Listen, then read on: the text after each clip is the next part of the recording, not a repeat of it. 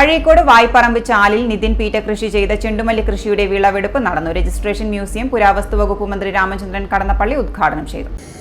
ഇപ്പോൾ നമ്മൾ തമിഴ്നാട്ടിൽ നിന്ന് കർണാടകത്തിൽ നിന്ന് രാവിലെ കണ്ണൂർ മാർക്കറ്റിൽ പടുകൂറ്റൻ ലോറികൾ വന്നിറങ്ങിയില്ലെങ്കിൽ കല്യാണത്തിന് ഭക്തി കൊടുക്കാൻ പറ്റൂല, മാനിടാൻ പറ്റൂല, ഒന്നും പറ്റില്ല.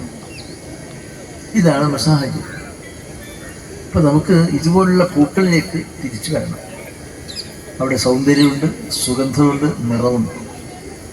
അത് വിഷരഹിതമേയല്ല, വിഷരഹിതമായ ഒരു പ്രകൃതിയുടെ താതാത്മ്യം പ്രാപിച്ചിട്ടുള്ള സൃഷ്ടികൾ, അനശ്വരമായ സൃഷ്ടികളാണ് ഈ നിറവും പൂക്കളും.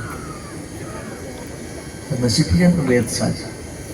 ഇപ്പോഴും പൂക്കളെപ്പോലെ നിഷ്കളങ്കരാവുക, പൂക്കളെപ്പോലെ പുഞ്ചിരിക്കുക, പൂക്കളെപ്പോലെ സൗന്ദര്യവും സുഗന്ധവും പ്രകാശിതമാക്കുന്ന മനസ്സുണ്ടാവുക.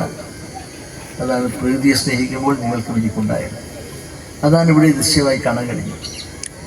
അതുകൊണ്ട് ഇത് തീർച്ചയായും അവിടെ എൻ്റെ പ്രിയപ്പെട്ട രത്നബന്ധുവായ സുമേഷിൻ്റെ മണ്ഡലത്തിൽ, അഴീക്കോട് ഗ്രാമത്തിൽ നല്ല ആ ഗ്രാമീണ ജീവിതത്തിൻ്റെ ഹൃദയം.